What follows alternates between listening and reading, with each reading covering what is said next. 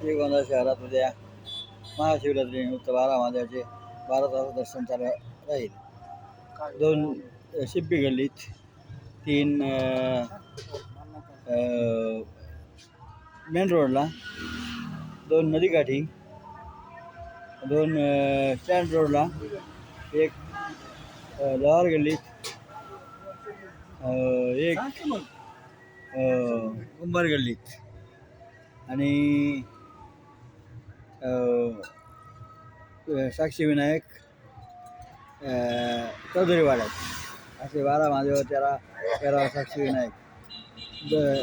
सगळीकडं paid news नाही, तुमचं हे VIP दर्शन नाही व काही ठिकाणी प्रसादही मिळतो.